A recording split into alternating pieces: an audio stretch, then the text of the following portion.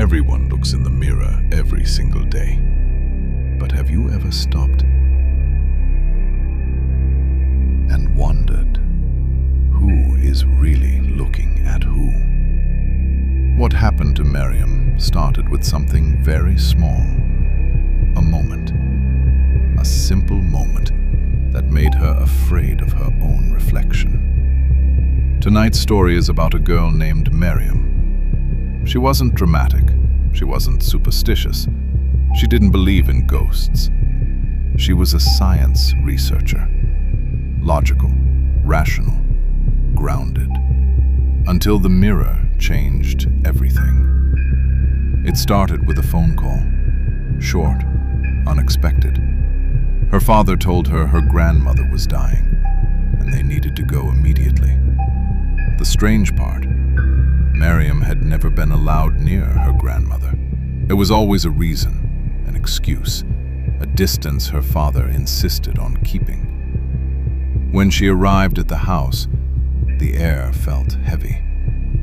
Not dark, not obviously scary, just heavy. Like the walls were holding something inside, waiting. She walked into her grandmother's room. The room was quiet, too quiet. Her grandmother was lying there, breathing slowly, barely. Miriam stepped closer, and suddenly her grandmother opened her eyes and looked directly at her. Not confused, not weak, but aware. She whispered softly, "You were supposed to stay away." A pause, then, "But it chose you." Miriam didn't understand. She moved closer. Her grandmother grabbed her hand, tighter than she should have been able to, and said, "Your father was protecting you from it." Her breathing weakened. Her voice faded.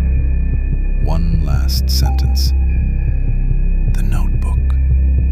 Read it before you look into any mirror." And then she died. Days later, Miriam finally opened the notebook. The writing was strange, uneven, almost carved instead of written. One sentence appeared again and again. "The mirror is not a reflection. It is a door." Miriam tried to laugh it off. Stress, grief, imagination. That's all. On the ride home, she fell asleep, and she dreamed. She was standing in front of a mirror. She moved. Her reflection didn't. She raised her hand. It stayed still.